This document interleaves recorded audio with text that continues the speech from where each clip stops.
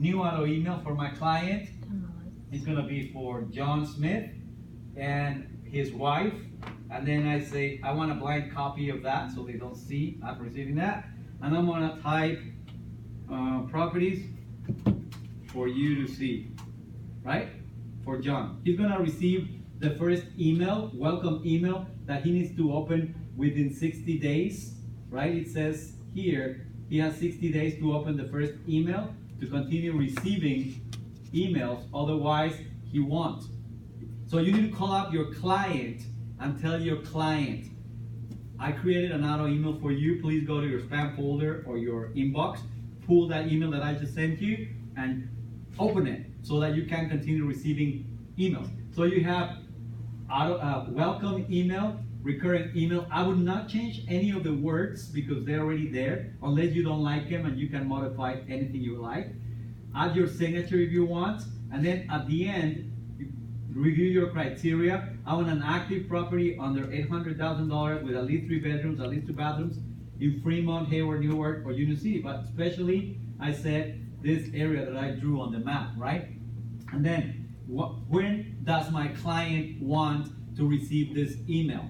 So you need to call your client and say, John, are you okay receiving an auto email every day if there's anything available? And John says, I'm fine, no problem. Sunday through Saturday, I'm good, right? In the morning. So all you do is hit save, and that's it. You already, he's gonna start receiving the first email that he needs to open, and then he's gonna receive constant emails if there is anything available. Now, what happens if he says, no, I don't want it every day, that's too much.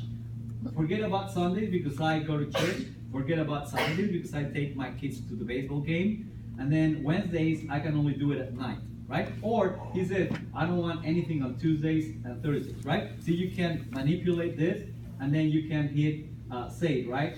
Or he says, I want to receive properties like ASAP. As soon as somebody puts them in the system, I want to get an email if they're within the area. So there is this choice, ASAP right here. Do you see that? So you have ASAP, you have daily, which is the most common one, or you have monthly. Nobody likes it monthly. I'm like, who wants to receive listings on a monthly basis? Unless you're not planning to buy right now, maybe 9 months from now, right? But they're not gonna be available. Whatever you received right now, this month, they're not gonna be available 6 months from now. So that doesn't make any sense to me. So monthly, daily, the most common one, or ASAP. When you hit ASAP, you have to be careful. Because if you say, I'm looking for single family homes with at least 3 bedrooms and 2 bathrooms in San Jose for Alfonso, right, my client, what's gonna happen? I'm too broad with my criteria. Single family home, 3 to 4, I didn't even enter price. Single family home, 3 to 4 bedroom house, 2 bathroom for Alfonso. What's gonna happen when I say ASAP? San Jose is too big. Every time one of the agents add a house in San Jose, boom, Alfonso's gonna get an email, right? And 2 minutes later, he's gonna be at work, and bing, another email from Carlos. And 2 more steps, bing, another email from Carlos. It's not Carlos, it's the system shooting every single email that people added in San Jose to him, right? So be very careful with the ASAP thing. Only if it's a very small area like the one I drew, or if there is something specific they want. Like your client says, I want to get a house with in a horse property, and there are not so many horse properties here in San Jose, and I want to have a barbecue grill, I want to have this, I want to have a large, super big walk-in closet. When they have specific things that you don't find, put ASAP, because whenever somebody has a property with those characteristics, you will be the first one to get it, right? Otherwise you won't. So once you're done, and I'm gonna remove the ASAP thing, I'm gonna go back to daily, hit save, right? There is just one more. Before I hit save, there is one more choice. Remember, you have monthly, daily, ASAP. Have you ever heard about this one called concierge? Concierge mode. Concierge mode. Here? Yes. Ever? Okay, yes, concierge yes. mode. If I check it off, instead of my calendar, my system is gonna say, forget about the calendar. Concierge mode means do not send the emails to my client, right? I know Alfonso is too busy, he's my client, but he's too busy. Send him to me. I'm his realtor. I'm gonna take a look at my 20 properties that I received from the system. I'm gonna check each one of them one by one, and I know, oh, I like this one. He's gonna like this one. Approve it, right? So it only sends Alfonso the one that I approved, right? It's under approval processes, right? So you have to approve. The first time you receive the email, you approve 1 or 2, and that's it. The next week, you receive another email saying, there are more properties for Alfonso, right? 10. Out of the 10, I select 1 or 2 more, approve them, he receives them. So that is called the concierge mode. All right, I'm gonna go back to my, I'm gonna remove this. I'm gonna go back to daily, and I'm gonna click save.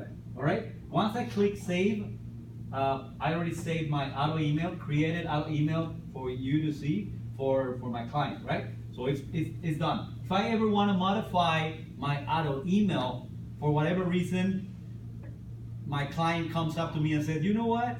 I think we need to, I got a new job and now I have more money, and instead of 800, I can go for up to 1 million, or I'm pre-qualified for more, right? You need to modify that search. So you need to come up here and you need to go to my auto emails, find that auto email that you just created for, who is that? For John.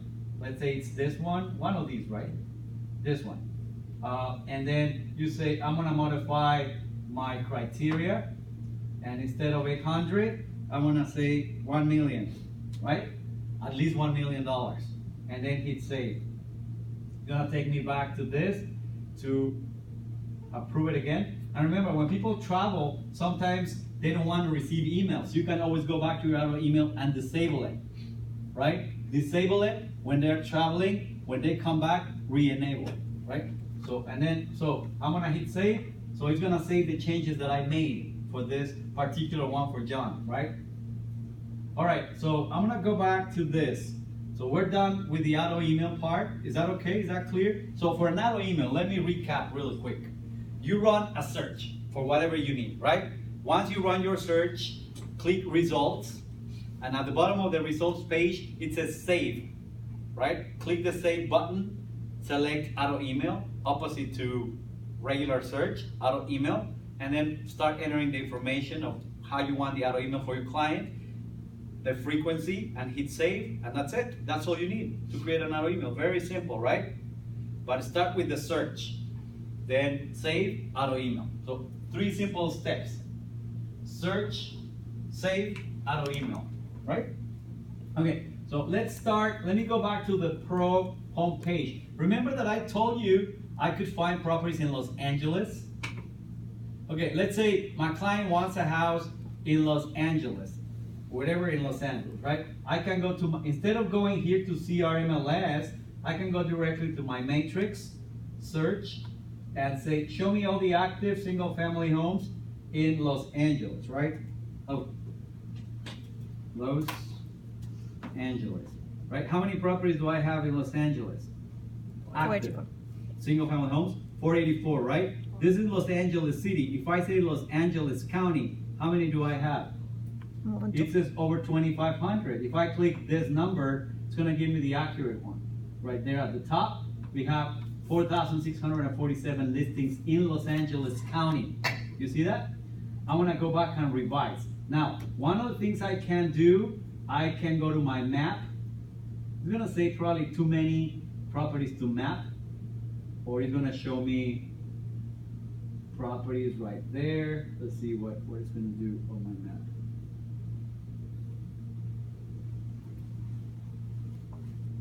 Active single family. Oh, I wanna be more specific with my criteria. 3+ right here, and 2+ right here. All right, and I have over 2,400 because I have Los Angeles County. I want to go to Los Angeles City. I go to my map. So right there, do you see that? So these are all the properties I have in Los Angeles. Now remember, you can use your tools, you can use your radius, your rectangle, and so forth. Now, one of the questions was about school district, right? So we have a button right here called layers. You see that layers button? This is our secret weapon, basically. All right. So when you click on that button, the little blue button next to the broom, which looks like a couple of blue papers with two cherries on the top, right? Okay, you click on that, and you can draw the zip lines right there. You see that? Zip. So you can view. Maybe your client wants a house in this area, but in 90044 versus 900, the other one, right? Because there's an avenue right here. Houses on this side are more expensive than here, or whatever, right? So that's why you use the lines for the zip code. You can also do city lines. See, this is Inglewood, this is Los Angeles, this is whatever, right? And then you can overlay like 2 or 3 different types of lines here. So I'm doing zip code and city, or you can even do county lines. If you go far away, you can see Orange County, you can see other counties right there, and of course we're gonna be able to see all the different counties around here, right? San Jose, we have the counties of San Benito County, Santa Cruz, Santa Clara, Merced, and so forth, right? Going back to Los Angeles, this is where I'm doing my search in this area of Los Angeles, and I'm gonna remove that layer of county. We mentioned school district, right? Unified school district. See, you have the school districts right there, and there's one thing you can do, like if you go, I believe for the house that my client wants, they really want to go to whatever school district, right? Let's say Los Angeles Unified School District. So you can run your search right around here, right? Without going out of these lines of the Los Angeles School District. Or you can even do that, and then in this case, I'm just gonna have whatever number of properties I have within this school district. I don't know why these show outside, they shouldn't. They're completely outside. But it might be the map. But so you can use the lines to draw your shapes around that specific area. You can also use, and I'm gonna go back to the little button and deselect. Something really cool that they just gave us with maps is this, right? When you go here and you say elementary schools, right? It gives you the names of the elementary schools right there, see? Even in our area right here, if I go back to Santa Barbara, where am I? San Jose, right here, okay? So we talk about San Jose, here are all the schools, the names of the schools. If your property is somewhere around here, you see the name of the school for that house, right? And here, and so forth. So you can use layers to determine schools. But now there is something even easier. So I'm gonna delete that. When you're running your search under criteria, you add the status, the property type, this and that and the other. You can always add extra fields of whatever you're looking, right? You can add an extra field called school district, right?